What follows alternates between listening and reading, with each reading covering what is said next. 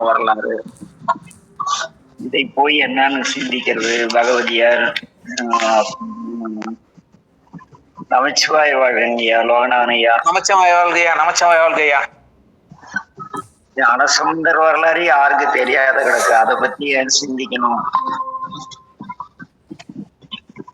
ஏன்னா எல்லாரும் கதை சொல்றாங்க, பெரியா புராணம் பூரா சொல்றாங்க, ஒவ்வொரு கோயிலையும் குரு பூஜை கொண்டாடுறாங்க.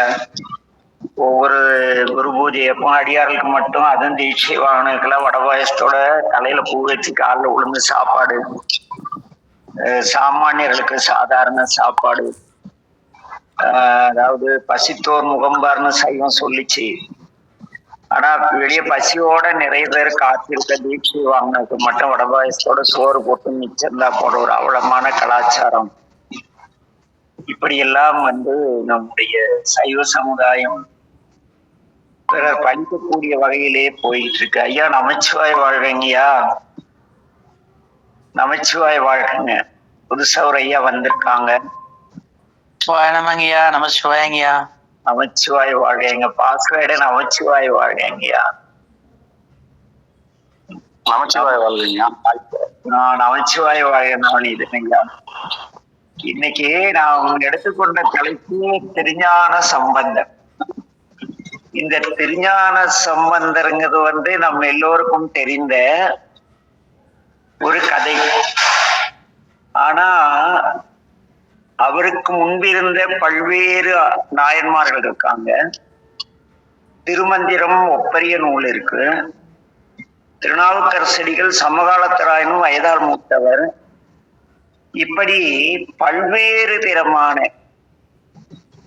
அருளாளர் இருந்தாலும் கூட நம்முடைய ஞான சம்பந்த பிள்ளையை ஏன் குரு முதல்வர் இருக்கிற பொடி பயல். எங்க அப்பா ரொம்ப ரசிப்பார் அவரு. போடா நீ தான் பையன், அவனு தான் பிறந்தான் அப்படிம்பாங்க. ஏன்னா ஞானசம்பந்த பிள்ளை எல்லாரும் வீட்டுல எல்லாம் நல்ல குழந்தை விரும்புகிற எல்லா அப்பா அம்மாவுக்கும் பிள்ளை. அதே போல இறைவனுக்கு அவர் ஆளுடைய பிள்ளையாக வருவார் அப்படிங்கிறது அவங்க அப்பா அம்மா ஒருவேளை ஆளுடைய பிள்ளைன்னு அவருக்கு இயற்பெயர் வைத்தார்களே என்னவோ தெரியாது. நம்முடைய பிறப்புக்கும் ஞானசம்பந்தருடைய பிறப்புக்கும் நிறைய மாறுபாடு உண்டு. சைவ சமயத்திலே ஞானசம்பந்தருடைய பெற்றோரை போன்ற வேண்டுதல் செயல் 2 பேரு. ஒண்ணு மெய்கண்டார் அவங்க அப்பா அம்மா, முதல்ல சிவபாத இருதயம். தோன்றிய காலத்து சமண சமயமும் இன்று இருப்பது போல கடவுள் மறுப்பு களப்பிரர்கள் போன்ற ஒரு பெரிய இருண்ட காலம், சைவ சமயத்தின் இருண்ட காலம்னு குறிப்பிடுவாங்க. அப்படிப்பட்ட ஒரு காலகட்டம். ஆலயங்கள் இன்று இருப்பது போல இன்று நிறைய திருக்கூட்டங்கள், அறக்கட்டளைகள், அது இது எல்லாம் இருக்கு. இருந்தாலும் கூட எங்க சேலம் மாவட்டத்துல மட்டும் 172 சிவாலயங்கள் பாழ்பட்டு கிடக்கின்றன. அதில் ஒரு 75 கோயில் எடுத்து திருப்பணி செய்துட்டோம். இன்னும் ஒரு 30 கோயில் செஞ்சிட்டு இருக்கோம். அது சேலம் மாவட்டத்துல மட்டும் இவ்வளோ. சேலம் மாவட்டத்துல இருக்கிற மிக அதிகமான திருக்கூட்டங்கள் இருக்குது. அப்படி இந்த மிகப்பெரிய ஒரு அமைப்பு இன்று இருப்பது போல அன்றும் சைவர்கள் இருந்தார்கள். குன்றக்குடியடிகளார் பேசும்பொழுது ஒரு இடத்துல என்ன சொல்லுவாருன்னா, நாவுக்கரசடிகள் புல்வெட்ட குமை வெட்டிய பொழுதும் சைவர்கள் இருந்திருக்கிறார்கள், சைவர்கள் கண்டிப்பா இருந்திருக்கும். ஆனாலும் கூட நாவுக்கரசடிகளுக்கு உணவளிக்க கூட இந்த சைவர்களுக்கு இறையருள் இல்லை என்று பேசுவார். அப்படி இந்த ஞான சம்பந்த பிள்ளை தோன்றிய காலத்து சைவ அறிவின் விளிம்பில் இருந்தது. அவரோடு அந்த சமணருடைய ஆளுமை நாவுக்கரசடிகளுக்கும் அதே, இவர்களுக்கும் அதே. ஆனா இந்த அப்பா அம்மா வித்தியாசமா ஒரு வரம் கேட்கிறாங்க. என்ன வரம்னா, சைவம் வாழ ஒரு மகவுன்னு கேட்கல, சைவமும் தமிழும் வாழ எங்களுக்கு ஒரு குழந்தை வேண்டும். எவ்வளவு பெரிய வேண்டுதல் இல்லை? அதுக்கு முன்ன எவ்வளவு பேர் இருந்திருப்பாங்க, இன்னைக்கு எவ்வளவு பேர் இருக்கிறோம். யாராவது சைவமும் தமிழும் வாழ ஒரு குழந்தை வேணும் கால கட்டாயம்.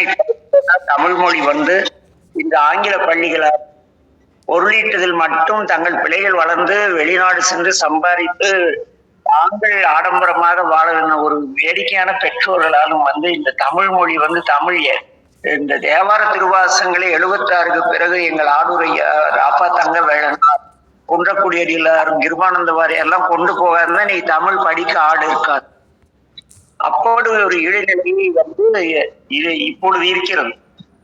இந்த காலகட்டத்திலே எவ்வாறு யாரோ சிலர் தோன்றி திருவாசமாவது முழுக்க படிங்க, தேவாரம் படிங்க அப்படி கொண்டு போனாங்களோ அது கூட அந்த காலகட்டத்தில் சைவத்தின்பாலும் தமிழ் மொழியாலும் மிக பற்றுடன் இருந்த சிவபாத இருதையரும் பகவதியாரும் வேண்டியத்தினங்க திருவருளால் அவருக்கு ஒரு குழந்தை பிறக்கிறது. அதற்கு ஆளுடை பிள்ளை என்று பெயர் வைக்கிறார்.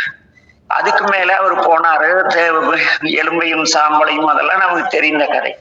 ஆனால் ஏன் ஞானசம்பந்த பெருமான் குரு முதல்வராக போற்றப்படுகிறார் அப்படின்னா, அவருடைய பிறவி எதற்காகன்னு நம்முடைய சேக்கிழாரடிகள் பேசுவார்.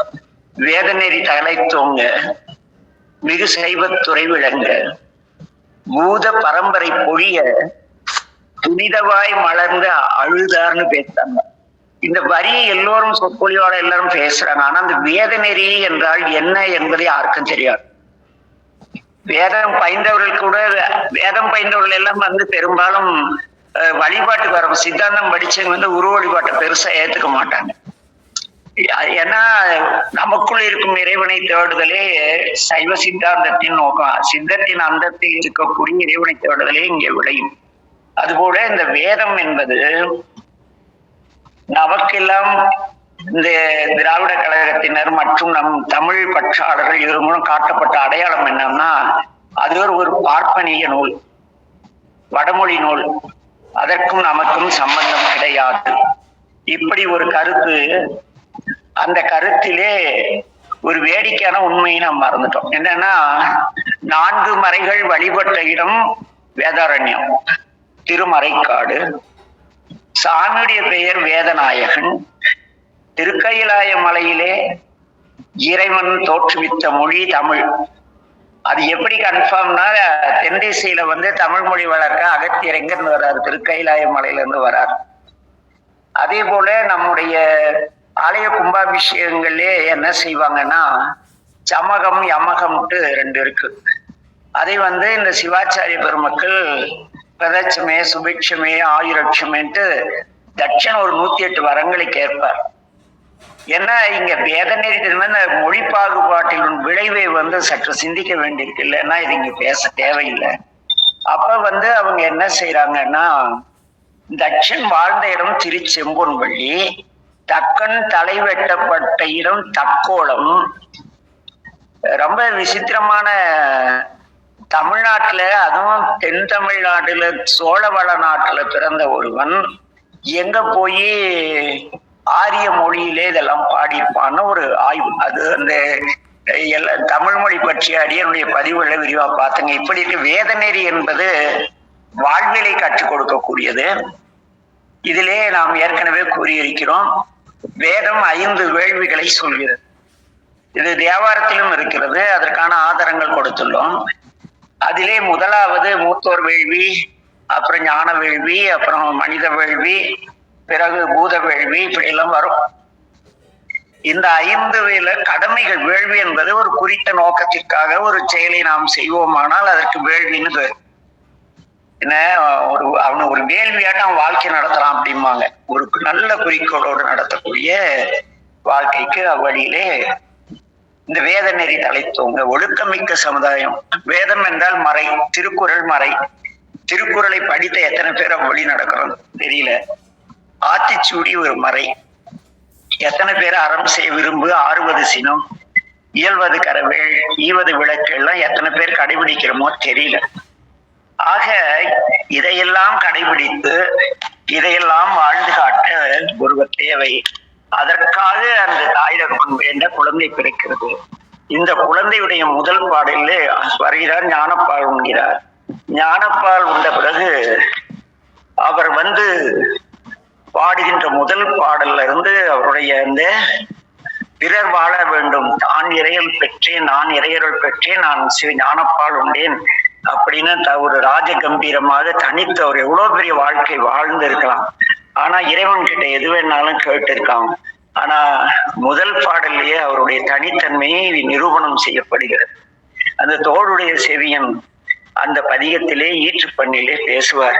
அருநெறிய மறைவுள்ள முனியகன பொய்கை அலர்மேயர் பெருநெறிய பிரமாபுரம் மேவிய பெம்மானிவன் தன்னை ஒரு நெறிய மனம் வைத்து உணர் ஞான சம்பந்தன் உரை செய்த திருநெறிய தமிழ் வல்லவர் தொல்வினை தீர்தல் எளிதாமே. இந்த ஒரு தொல்வினைனா அது நிறைய நேத்த முந்தானத்த இருவினை ஒப்பெல்லாம் சிந்திச்சோம். அந்த வினை ஒப்பு நீங்க வேண்டுமானால் நீங்கள் ஒன்றும் செய்ய தேவையில்லை. இந்த பிரம்மாபுரமேவிய பெம்மானை ஞானசம்பந்தன் பாடிய இந்த பாடல்களை படியுங்கள். உங்களுடைய தொல்வினை தீர்ந்துவிடும், நல்வாழ்க்கை பெறுவீர்கள். அங்கிருந்து பொதுநலம் மாறு, மனித வேள்வி, பிற உயிர்கள் மகிழ்வுடன் வாழ வழிகாட்டுதல் ஒரு குருவனுடைய வேலை. இறைவனை அடையாளம் காட்டி இறைவனை வழிபடுவோம், துன்பங்கள் நீங்கும் என்று தெளிவாக எடுத்து முதல் பாடலில் தொடங்கிய அந்த ஞானசம்பந்தருடைய பணி தொடர்ந்து சரி வினையெல்லாம் தீர்ந்துச்சு சாமி, நான் நீங்க சொன்ன மாதிரி திருமுறைகள்லாம் படித்தேன், என்னுடைய வினை தீர்ந்தது. ஆனா நானும் எவ்வளவு கஷ்டப்பட்டு படிக்கிறேன், ஒரு புகழ் அடைய முடியல. தோன்றின் புகழோடு தோன்றுக அக்திலா தோன்றலின் தோன்றாமை நன்றுட்டாங்க. நான் எப்படி புகழ் வருதுன்னா யாரோ கேட்டுப்பாங்களாட்டு. அந்த ஞான சம்பந்த பிள்ளை பேசும் புற்றி வாழும் அறவும் அறையாற்றவர் மேவும் புகழூரை கற்று நல்லவர் காளியுள் ஞான சம்பந்தன் தமிழ் மாலை பற்றி என்றும் இசை பாடிய மாந்தர் பரமன் அடி சேர்ந்து குற்றமின்றி குறைபாடொழிய புகழோங்கி வாழ்வாரே. புகழ் குற்றமுடையதா இருக்கக்கூடாது. அவர் எவ்வளவு தெளிவா குற்றமின்றி குறைபாடொழிய புகழோங்கி வாழ்வாரேன்னு பேசுறார். அதாவது இந்த ஞான சம்பந்த பிள்ளையுடைய நோக்கம் இப்பூவியில் பிறந்துள்ள ஆன்மாக்கள் அனைத்தும் தெளிநிலை பெற்று இறைவனை அடைய வேண்டும்.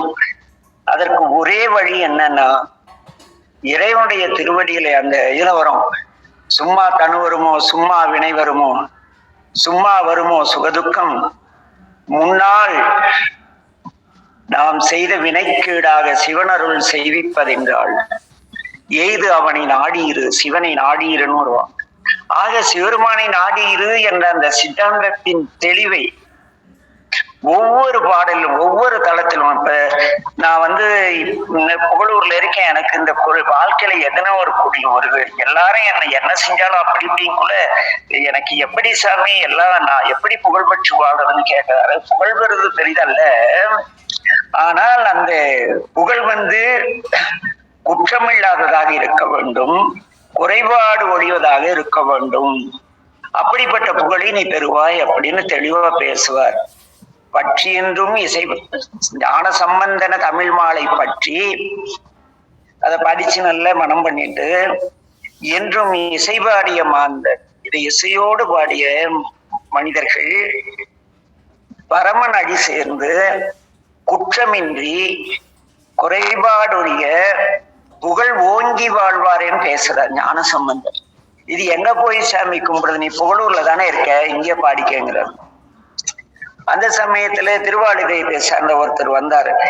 ஐயோ, நான் என்ன சாமி, என்னுடைய வினை தீரவே மாட்டேங்குது, எவ்வளவோ பண்ணி பார்த்தேன், நானும் சீர்காழி பெருமானை பாட வேண்டுமா அப்படின்னு கேட்க, இந்த ஞான சம்பந்த பிள்ளை மிக தெளிவா பேசும். அஜாஜி அப்படியெல்லாம் இல்லை, என்ன நீ எந்த ஊர்ல இருக்கேன்னு சொன்ன அப்படி கேக்குது. ஐயா, நான் செங்காட்டங்குடியில இருக்கேங்க ஐயா. அப்படியா, கவலைப்படாத, என்ன நாளும் குலைக்க முகொங்கு காளி சம்பந்தன் நலம் திகழும் மாலின் மதிதவள் மாடமோங்கு மருகளின் மற்ற அதன் மேல்மொழிந்த சேலும் கயலும் திளைத்த கண்ணார் சீர்கொள் செங்காட்டம் குடியதனுள் சூளம் வல்லான் கடலேத்து பாடல் சொல்ல வல்லார் வினை இல்லையாமே. போட செங்காட்டங்குடியில் தானே, அவரு கூட பாடு, அங்கே உன்னுடைய வினை நீங்கும். அந்த தெளிவான வழிகாட்டுதல் ஞான சம்பந்த பெருமானுக்கு மட்டும்தான் இறையருளால், அவர் மட்டுமே மக்களோடு மக்களா பிற துன்பம் போக்குதல். அந்த ஒரு பெண் அங்க திருமருகல் அந்த அரவம் தீண்டி அந்த ஆள் இறந்து கிடக்கிறார். அது உட்கார்ந்து ஐயோ இறைவா உன்னை நம்பி வந்தேனே இப்படி ஆயிடுச்சுங்கிறாரு. அங்க போனது இவர் நேரம் வழிபாடு செய்யலாம் போல. நம்ம ஒரு வழிபாட்டுக்கு போறோம்னா அந்த வழிபாட்டு தலங்கள்ல என்ன ரகலை எது கோயில். அன்னைக்கு திருக்குற்றாலத்துல உலக சின்னத்துல கொண்ட மாநாடு விட்டுருந்தோம். அந்த குற்றாலேஸ்வரர் கோயில் முன்னால காரை நீக்கிட்டு கட்டிங் போட்டு ஒரே கலாட்டா. என்ன பண்ண தெரியல, யாரும் கேட்கல. ஐயா நமக்கு எதுக்கு இங்க மீட்டிங் வந்தோம் போலாம் அப்படின்னுக்குள்ள ஒரு 2 அன்னையார்கள் ஐயா வாங்க நம்ம கேட்போம்னு கூட்டி போயிட்டு உண்டு இல்லைன்னு ஆய்வுன்னு சாபான்லாம் கொடுத்து அந்த வாட்ச்மேன் அவங்கள வண்டியெல்லாம் எடுத்து விரட்டி விட்டார். அப்ப அந்த தொண்டின் உரைப்பு, திருத்தொண்டின் உரைப்பு மிக்க எனக்கண்ணே இவ்வளவு தைரியமா நான் கூட யோசிச்சேன் அப்படின்னா, ஐயா ஞான சம்பந்தரை படிச்சிருக்கோங்கய்யா. நாங்க இந்த சிவாலயங்களை காப்பாற்றத்தான் ஞான சம்பந்தர் இவ்வளவு போராடி அனல்வாதம் செய்தார் அப்படின்னாங்க அந்த தாய்மார்கள். ஆக இங்கே அந்த உணர்வுகள் விதைக்கப்பட வேண்டும். அதற்கு என்ன செய்யணும்? ஞான சம்பந்த பெருமான் அங்கே பிற துன்பம் கண்டு என்ன செய்யறாரு? அந்த துன்பத்தை நீக்குகிறார். ஒரு சைவனுடைய வேலை. பிற துன்பப்படும் பொழுது அந்த துன்பத்தை நீக்குவது ஒரு சைவனுடைய கடமை என்பதை அவர் வாழ்ந்து காட்டியவர். அதனாலேயும் அவர் குரு முதல்வராக பேணப்படுகிறார். அடுத்து திருவாவடுதுறை வராங்க. அங்க வறட்சி, காவிரியில் தண்ணில பல தொந்தரவு. அங்க பாடி அவருடைய உலகம் அழைக்க பொன் வேண்டி தன் தந்தையாருக்காக பதிகம் பாடி பொன் பெற்று தந்து உலக நலன் பொருட்டு வேள்வி செய்கன்னு அனுப்புறார். ஒருவன் செய்யக்கூடிய வேள்வி உலக நன்மைக்காக, எல்லா உயிரும் இன்புற்று வாழ்வதற்காக இருக்க வேண்டும் என்ற நாகரிகத்தை அது அந்த இடத்துல கற்பித்தாலும் அங்க இன்னொரு சிறப்பு இருக்கு.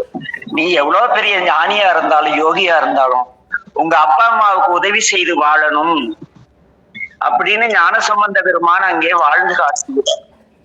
அதே போல திருவிழிமலை வரும் பொழுது அங்கே கடுமையான பஞ்சம் நிகழ்கிறது. அவங்க போய் யாருக்கிட்டே அந்த நாட்டு ராஜா யாருன்னா கேட்டு போய் யாரு இந்த ஊர்ல செல்வந்தர்லாம் கேட்டு பிச்சை எடுக்கல.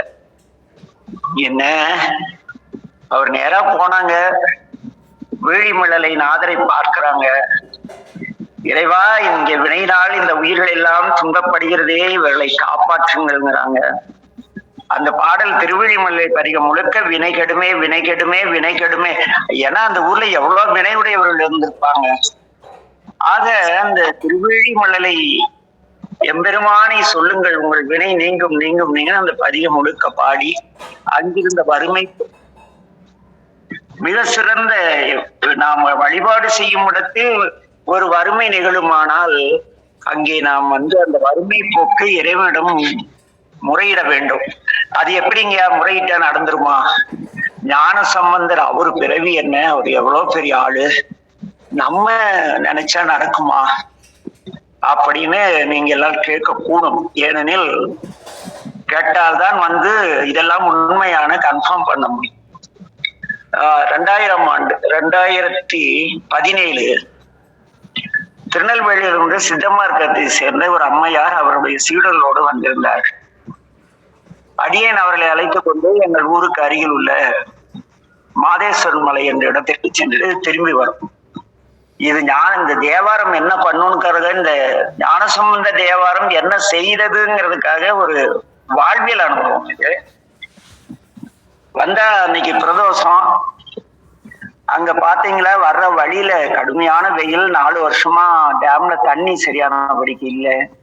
பயிர்கள் எல்லாம் வாடி இந்த சோள பயிர்ல நேர நிமிர்ந்து கம்பீரமா ஆகத்தை நோக்கி தண்ணி இல்லைன்னா சாவர மாதிரி படுத்துக்கும். தண்ணி இல்லைன்னா இப்ப நம்ம சோர்ந்து போய் படுத்துற மாதிரி அந்த செடி படுத்துரும். ஏன்னா அது உயிர்.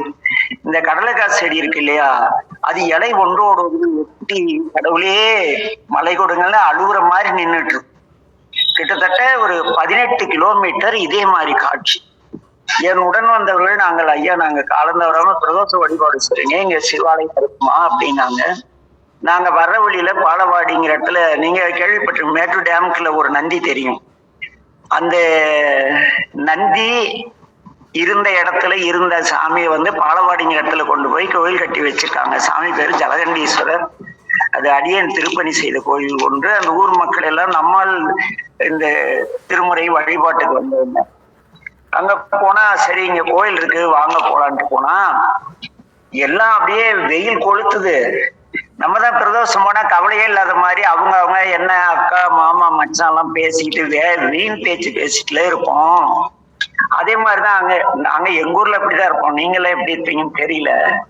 அப்புறம் அங்க போனா எல்லாம் கலவாமலான் இருந்தாங்க. ஒண்ணு தாங்க முடியல. ஏன்னா வழிநடுக அந்த கோயில்ல பிரதோஷ வழிபாட்டுக்கு வந்தவர்கள் தான் அந்த நிலங்களுக்கு சொந்தக்காரர்கள்.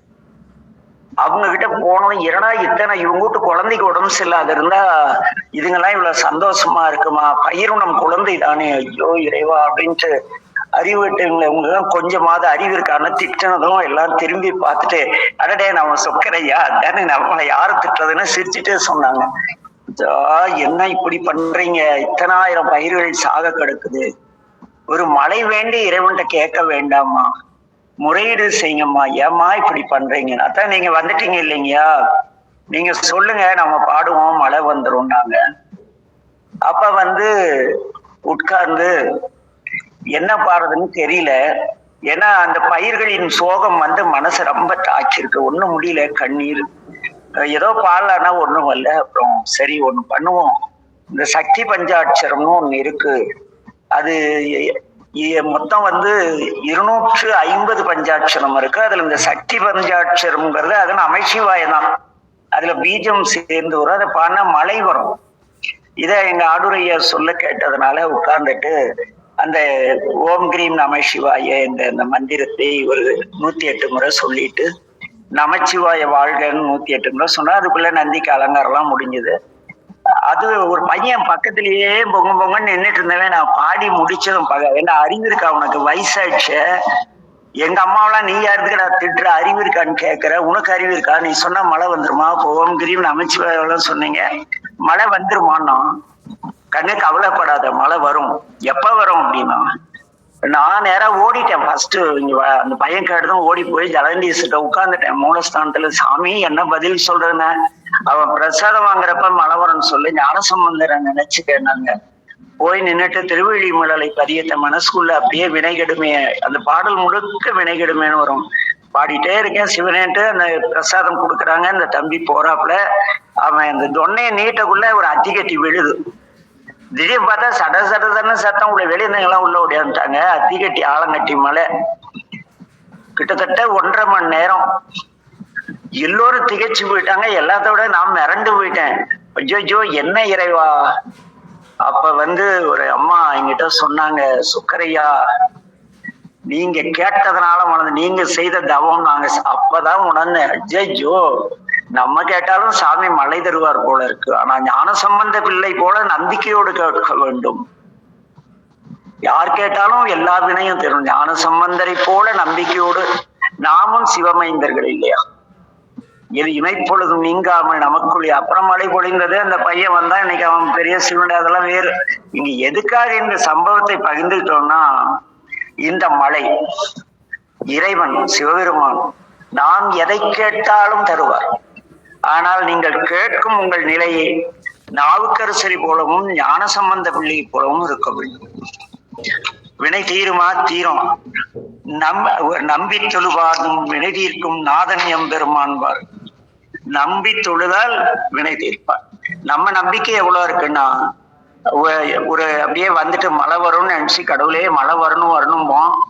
மேகத்தை காணோம்னா மழையை நம்ப மாட்டோம். ஆனா அன்னைக்கு நாங்க சந்திச்சப்ப இதே மாதிரி வெறும் வானம், வெறும் வெண்முகிலா இருக்கு. மழை பொழிந்தது. எப்படா மழை பொழிந்ததுன்னு பார்த்தா, திருப்புன்கூர்ல சுந்தரமூர்த்தி நாயனார் வழிபாடு செய் வெண்முகிலாய் பறந்து எங்கும் இருவேளை நெல் கொண்ட நிலம் பெற்றார் இல்லையா? அது அந்த சம்பவம். அப்ப அங்க என்னென்ன ஞானசம்பந்த பிள்ளை. நாம் எவ்வளவு நம்பிக்கையோடு இறைவனை வழிபட வேண்டும். ஒரு அடியார் திருவேடமணி சிவனை வழிபடற்கு எவ்வளவு நம்பிக்கை இருக்க வேண்டும் வாழ்ந்து காட்டியது. இது முதல் அவருடைய குருமுதலுக்கு முதல் காரணம். இரண்டாவது என்னன்னா, நாம் சார்ந்தது சைவ சமயம் அல்ல. ஏன் இது சைவ சமயம் அல்ல என்று சொல்றேன்னா, சைவ நன்னெறி தான் தலை தோங்குக பாடுறோம் இல்லையா? சைவம் என்பது நன்னெறி. இந்த நன்னெறிக்கு புறம்பான மக்கள் தோன்றி வாழ்ந்து அவரவர்கள் குடும்பத்தை விட்டு பிரிந்து சன்னியாசியாக்கி மலை குகையிலே நான் மட்டும் முத்தி பெற்றால் போதும் என்ற சுயநலத்தோடு வாழ்ந்து கொண்டிருந்த இந்த சமணர்கள் அந்த சூழலை இல்லடா நீ அப்பா அம்மா குடும்பம் அப்பனி அம்மைனி அந்த விளக்கத்துல கேட்டவங்களுக்கு தெரியும். இப்படி எல்லாம் இறை சொரூபம், இறைவன் நமக்கு குடும்பத்தை கொடுத்த வாழ்க்கை நல்லபடியா வாழணுங்கிறதுக்காக அந்த வேதநெறி தலைத்தோங்க அதில் மிக சிறந்த சைவத்துறை எதுனா இந்த 5 கடமைகள் செய்வது. இந்த 5 கடமைகளை தினம்தோறும், அதாவது பெற்றோரை பேணுதல், ஞான நூல்கள், அறிவு நூல்களை கற்று அறிவுசார் நூல் கற்ற ஒளி நிற்றல், பிற மனிதருக்கு உணவுதல், பிற உயிர்களை பேணுதல், இறைவனின் ஆள் தவறாமல் வழிபடல் என்ற இந்த 5 கடமைகளை தினந்தோறும் செய்பவர்களுக்கு தான் சைவர்கள்னு பெறும், மற்றவர்களுக்கு வேதாந்திகள்னு பெறும். ஆக இந்த வேதநெறி தலைத்தோங்க வந்த நம்பெருமான் அந்த சமணர்களோடு சென்று இன்னைக்கு கிறிஸ்துவம் நிறைய புறச்சமயத்தார் இங்க வந்து இது பண்றாங்க. இத்தனை திருக்கூட்டங்கள் இருக்கேன், எல்லாம் சாமி பேரை சொல்லி பிரசங்கம் பண்ணி துட்டு வாங்குறமே தவிர இந்த நால்வர் பெருமக்களை ஒரு சீரடி பாபா வந்து கிராமந்தோறும் கொண்டு போயிட்டாங்க. ஆனா வந்து நால்வர் ஞானசம்பந்தர் இவ்வளோ ஒரு அற்புதமான ஞானசம்பந்த பெருமானை கொண்டு போக ஆள் இல்ல. சைவ மடங்கள் இருக்கு, திருக்கூட்டங்கள் இருக்கு, எல்லாம் இருக்கு. அவங்க வீட்டுக்குள்ள சைவத்தை வச்சுக்கிறாங்களே தவிர, அவங்க அமைப்புக்குள்ள வச்சுக்கிறாங்களே தவிர வெளியே கொண்டு போகல.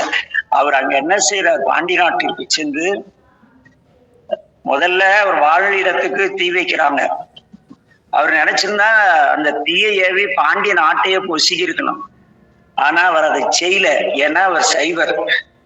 என்ன தான் பெற்ற இன்பம் பெருகை வையணும் நினைக்கணுமே தவிர தனக்கு வந்த துன்பம் எல்லாருக்கும் ஆகட்டும்னு நினைக்க கூடாது. அந்த உயர்ந்த பண்பாளராய் இருந்ததுனால தான் பெற்ற துன்பம் யாரும் பெறக்கூடாது என்பதற்காக அதை ஏவிய அந்த மக்களின் குற்றத்திற்கு யார் காரணம்? அரசன்.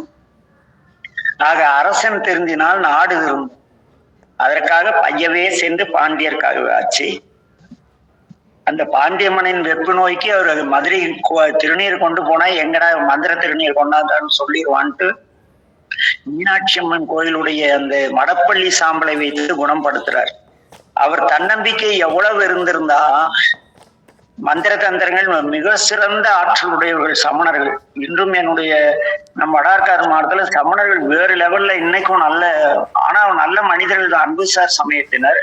ஆனால் சைவர்களை கண்டால் கொஞ்சம் போட்டு தள்ள வரல இன்னைக்கு இருக்காங்க. அவங்களை எதிர்த்து வந்து ஒரு திருநீரை மட்டும் தடவி ஒரு மன்னனுடைய நோயை நீக்குவதில் அவன் முதுகு கூண நீக்கிறாருன்னா அந்த தன்னம்பிக்கை, ஒரு சிவபக்தன் எவ்வளவு தன்னம்பிக்கையோடு வாழ வேண்டும், எவ்வளவு உறுதியா நம்பியிருந்தா அந்த சமணர்களுடைய அத்தனை மந்திரங்களும் வேலை செய்யாத இடத்துல இவர் வந்து மந்திரமாவது நீர், வானவர் மேலது நீர், திருநீரின் சிறப்பை மட்டும்தான் சொல்லி அந்த அடுப்பு சாம்பலை தடவுறாரு.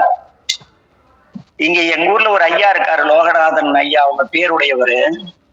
அவர் பாம்பு யாராவது கடிச்சு தூக்கி போயிட்டா அது திருநீரை வச்சுட்டு மந்திரமாவது நீர் சொல்லி ஒன்று கொள்ளாம சொன்னாரா விஷம் நீங்கிருது. அந்த நம்பிக்கை நம்மள எத்தனை பேர் இருக்குன்னு தெரியல. அதுபோல அந்த எதிரிக்கும் உதவும் பண்பை ஞானசம்பந்தர் காட்டுகிறார். அங்க என்னன்னா, சமணர்கள் அனல்வாதம் புனல்வாதம் செய்யறாங்க, தோற்றவன் கழுவேற வேண்டும் என்று கூறுகிறார்கள். ஆனால் வந்து ஞானசம்பந்த பிள்ளை இருந்திருந்தா அத்தனை சமணர்களும் சேர்ந்து கொண்டு போய் கழு ஏற்றிருப்பாங்க. ஆனா ஞானசம்பந்த பெருமான் அந்த சமணரை காப்பாற்ற முயற்சிக்கிறார். அறியாமையினால் செய்தார்கள், அவங்க நாட்டை விட்டு போகணும்னு மட்டும் சொல்லிடுங்கன்னு பாண்டியன்கிட்ட சொல்லிடுறாரு. ஆனா குலச்சிறையார் தான் வந்து இவர்கள் எங்கு சென்றாலும் சைவத்துக்கு ஆபத்துன்னு அவங்கள கழுவேற்றார். ஆக இங்கு எதிரிக்கும் இரக்கம் காட்டும் பண்பு சைவனுக்கு இருக்க வேண்டும் வந்து நம்ம ஞானசம்பந்த பிள்ளை சொல்லி தரும். இன்னும் நிறைய வருது. ஆனா இன்னும் ஒரு 5 நிமிடம் தான் பேச முடியும். இங்க ஞானசம்பந்த பெருமான் குரு முதல்வருக்காக இருந்ததற்கு அதே போல அந்த பூம்பாவை சம்பவம் இல்ல, நம்ம வீட்டுல இருக்காது உடம்பு சரியில்லைன்னா கூட நம்ம ஒரு திருநீர் சொல்லி நெத்தியில வச்சு குணப்படுத்துற அளவு கூட நமக்கு தன்னம்பிக்கை கிடையாது. எனக்கு கிடையாது, உங்க நிறைய பேருக்கு இருக்கலாம், எனக்கு கிடையாது. ஆனா வந்து அந்த திருவொற்றியூர் போற நம்ம திருமயிலாப்பூர் போறார் சிவனேர் செட்டியார் ஒரு சாம்பலையும் ஒரு எலும்பு சேர்ந்த ஒரு கலசத்தை கொண்டாந்து கொடுத்து இது உங்களுக்குரிய சொத்து, நீங்க வச்சுக்கங்கிறார். என்ன ஏதுன்னு விசாரிக்க இது மாதிரி சமாச்சாரம் அப்படின்னு சொல்றாங்க. கேட்டவன் ஞானசம்பந்த பிள்ளை இவரு சாமி கிட்ட எல்லாம் கேட்கல, அந்த பிள்ளை கிட்ட கேட்கிறாரு, ஏன் பூம்பாவை இப்படி திருவிழா நடக்க இதெல்லாம் பார்க்காத போயிட்டே நியாயமா அப்படிங்கிற மாதிரிதான் அந்த பாடல் வரும். காணாமல் போதியோ பூம்பாவா எப்படித்தான் அந்த பதிகம் வந்துட்டே இருக்கும். திடீர்னு பார்த்தா அந்த கலசத்துல இருந்து அந்த பெண் அந்த ஒரு இளம்பெண்ணாக வெளியே வருது. இது அந்த பெண் வெளியே வந்தது ஞானசம்பந்தருடைய தன்னம்பிக்கை, மிகப்பெரிய இறைவன்பால் கொண்ட நம்பிக்கை. தன்னம்பிக்கை கடந்து ஈசன் அனைத்தையும் ஆக்க வல்லவன், இவன் இதை உருவாக்கியே தீர்வார் என் தந்தை என்ற தெளிவான ஞானம். அதனாலதான் அவருக்கு ஞான சம்பந்தர்னு வரும். ஞானம் சம்பந்தமுடையவர். அவருடைய இயற்பெயர் ஆளுடைய பிள்ளையானாலும் திருஞான சம்பந்தன் ஏன் விளங்குச்சுன்னா, திருவாகி இறைவனை பற்றி தெளிவாக உணர்ந்து அவர் தன்னுள் இருந்து எல்லாவற்றையும் செய்கிறார். எனதுரை தனதுரை, தனதுரை எனதுரையாக, தனதுரை எனதுரையாக அல்லது எனதுரை தனதுரையாக சாமி ஏற்றுக்கொள்வார். அப்படி தன்னை நம்பியவர். அந்த பெண் பிழைச்சு வந்துருச்சு. சிவனேச செட்டியார் அம்மா ஐயா இவரை கல்யாணம் பண்ணிக்கங்கிறாங்க. அப்ப ஞானசம்பந்த பிள்ளை ஒரு குரு எப்படி இருக்குன்னு ஒரு இலக்கணத்தை தரார். இந்த பெண் என்னால் உயிரூட்டப்பட்டவள், இவள் எனக்கு மகள் போன்றவள், இவளை நான் திருமணம் செய்து கொள்ள இயலாது என்று கூறார். இதுல ஒரு பெரிய ரகசியம் இருக்கு. அந்த ரகசியம் என்னன்னா, ஆன்மா இந்த பூமியில் பிறந்து வளர்ந்து சாதாரண உலகியல் வாழ்க்கை வாழும் பொழுது சிவஞானம் உண்டாகி ஒரு குருவின் மூலம் வினை நீக்கம் பெறும் பொழுது அந்த குரு தன்னுடைய சீடராக இருக்கக்கூடியவரை தன் மகளாக பாவிக்க வேண்டும் என்ற பெரிய ஒரு வாழ்வியல் சான்றை இந்த வரலாற்றுல நாம பார்க்க முடியுது. ஆக இங்கே ஞானசம்பந்த பெருமான் ஒரு அளப்பெரும் கருணை கடல், மிதமிஞ்சிய தன்னம்பிக்கை உடையவர். அவர் சொன்ன உடனே குருவினுடைய சிறப்பு செய்கை என்ன? குருவே சிவம் என்ன கும்பிடுறா. எந்த பதிகத்திலையும் ஞானசம்பந்த பெருமான் தன்னை பாடி பாடு. இரண்டாவது, எல்லாவற்றிற்கும் திருமுறை பாடிய ஞானசம்பந்தர். இந்த கோயில் புறச்சடங்குகள் இதை பத்தி அவர் சம்பந்தமே பாடல. கருமாதி பதிகம் பாடல, கல்யாண பதிகம் பாடல. பாடியிருக்காரே என்ன? அதாவது தெரிஞ்சதான் சொல்லுங்க, தெரிஞ்சுக்கலாம். கும்பாபிஷேக பதிகம் பாடல. இப்படி எதையுமே அவர் பாடல. ஆனா இந்த வினை தீர்க்க எளிதாமே, சரி ஐயா நான் இவர் ரொம்ப எனக்கு வாழ்ந்து முடிச்சிட்டேன், சலிச்சு போச்சு, நான் இறைவனுடைய திருவடி அடையணும், அதுக்கு ஏதாவது அதிகம் இருக்கா அப்படின்னா அதுக்கு 4 சொல்றாரு. ஒண்ணு சிவலோகம் சேர்வரேங்கிறார், இன்னொன்னு சிவனடி சேர்வரேன்னு பாடுறாரு. அது என்ன சிவலோகம் போயிட்டு சிவனடி சேர்வது ரெண்டும் வேறு வேறன்னா, இந்த உலகத்துக்கு வந்துட்டோம், இது சிவலோகம் சேருதல். இந்த உலகத்தினுடைய ஒரு முதல்வரோடு நாம் அணுக்கமாக இருக்க வேண்டும்னா அது அவர் நம்மை ஏற்றுக்கொள்ளுது.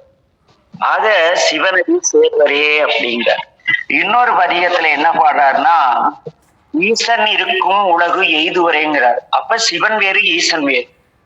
இது என்ன புது குழப்பம் ஞானசம்பந்த பிள்ளை குழப்புகிறதுன்னு பார்த்தா, அருட்பெருஞ்சோதியாகிய உருவமற்ற இறைவனிடத்திலிருந்து உருவமற்ற ஆன்மாக்கள் உருவம் பெறும் பொழுது இறைவன் விடையேறிய தர்ம விடையேறிய பெம்மானாக அந்த திருமேனி தாங்கி வருகிறார்.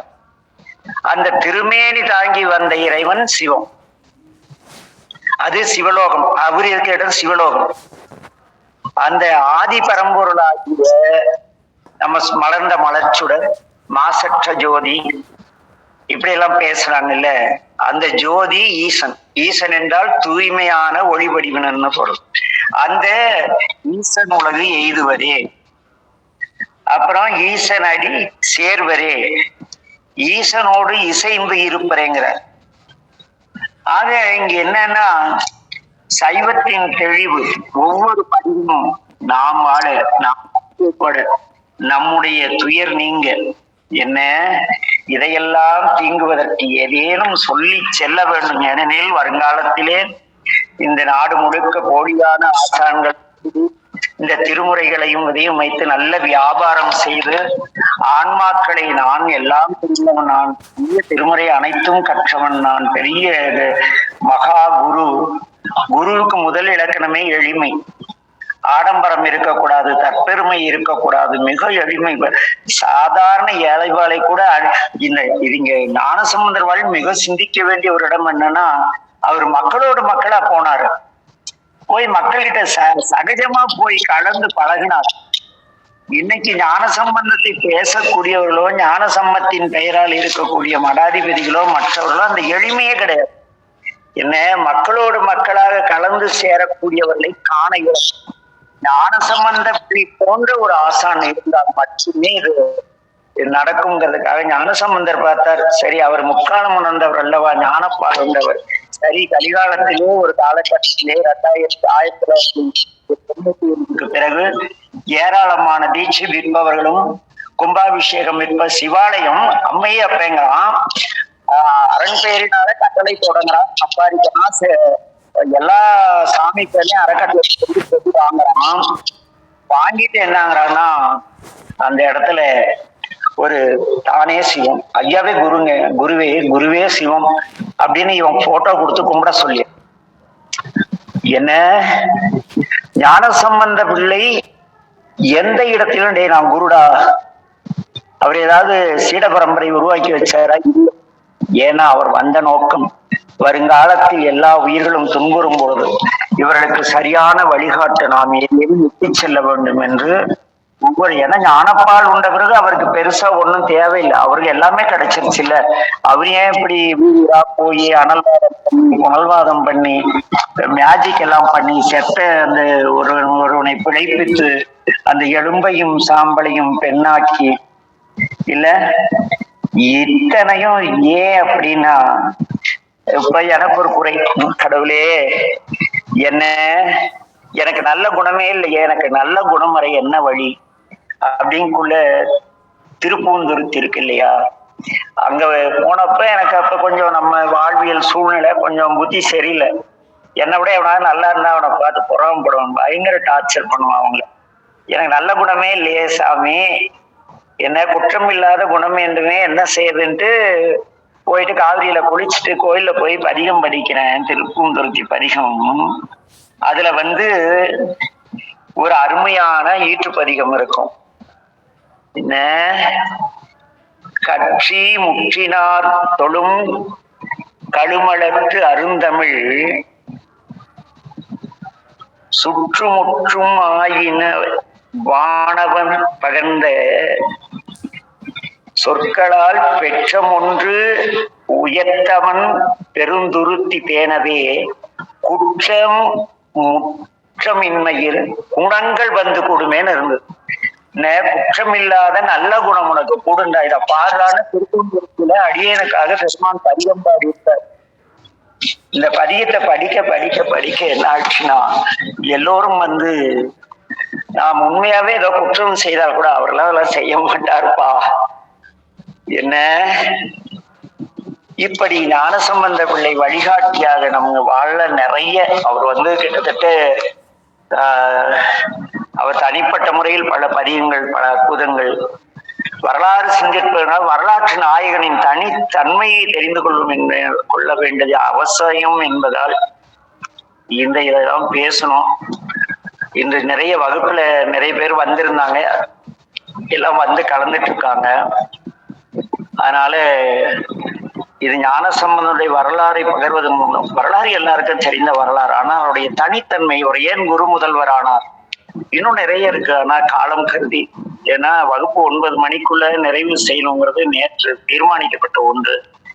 ஆகவே மேற்கொண்டு மறுபடியும் இந்த ஞான சம்பந்தத்தை, ஏன்னா ஞான சம்பந்தம் என்பது வாழ்நாள் முழுவதும் வரக்கூடியது இல்லையா. ஒவ்வொரு அனுபவம் ஞானத்தை தருது, ஒவ்வொரு மனிதரும் ஞானத்தை தராங்க. ஒரு மரம் ஞானத்தை தருகிறது. எங்க வீட்டுக்கு இருக்கிற ஆலமரம் ஆயிரக்கணக்கான காகங்களுக்கு நிழல் தருது, கூடு தருது, கனி தருது. எல்லாமே ஞானம். உலகம் முழுக்க கண் முன்னால் தெரியும், எல்லாம் சிவம், எல்லாம் சிவனென நின்றாய் போற்றி, இருநிலாய் தீயாகி தொடங்கி மரமா எல்லாமே சிவம்ட்டாரு நம்முடைய நாவுக்கரசடிகள். அவ்வழியிலே ஞானம் என்பது ஒரு நாள் முடிவது அல்ல. அதுபோல திருஞான சம்பந்த பெருமானை பற்றிய சிந்தனைகளும் ஒரு நாளில் முடிக்க முடியாதது. எனவே திருவருள் துணை கொண்டு நாளை தொடர்வோம் என்று கூறி, நாளைக்கு அடியேன் அலுவலக பணியாக ஒசூர் போறேன். திருவருள் கூட்டு விட்டால் நாளைக்கு கண்டிப்பா ஆண்டி வேலை தடையில்லாமல் விரைவில் கூட்டு விட்டால் சிந்திப்போம். உங்கள் கருத்துக்களை பகிரலாம். இன்று புதிதாக வந்தவர்கள் அறிமுகப்படுத்திக் கொண்டால் சற்று சிறப்பாக இருக்கும். ஐயா வாழ்கங்கய்யா. சொல்லுங்க.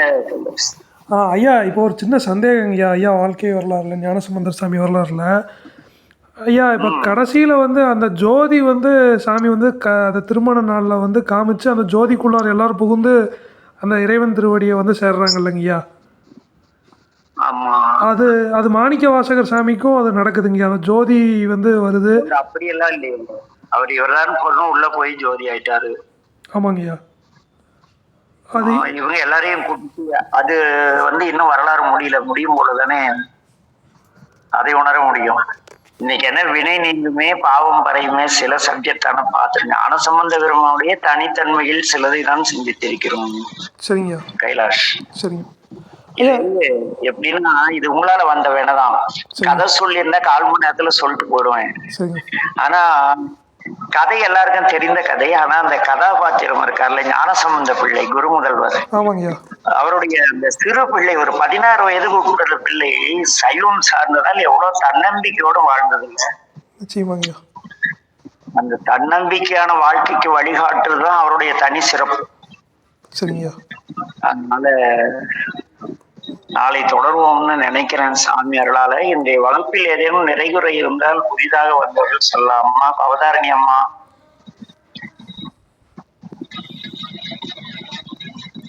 செந்திலையா. செந்திலையா.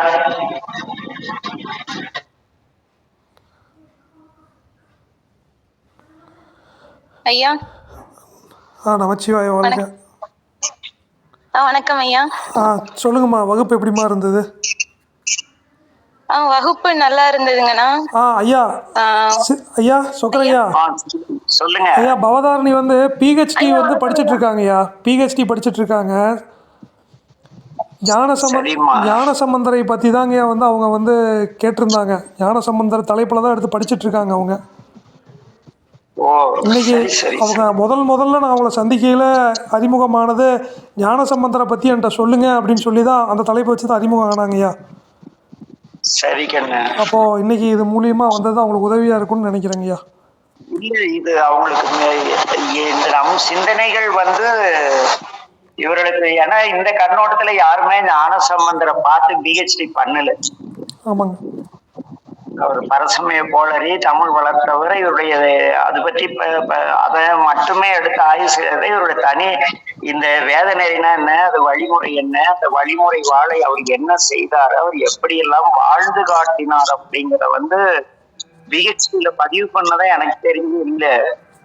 தெரியாமல் இருக்கலாம் இல்லையா? ஆமாங்கய்யா. அதனால அம்மா நீங்க நல்ல முயற்சி செய்றீங்க.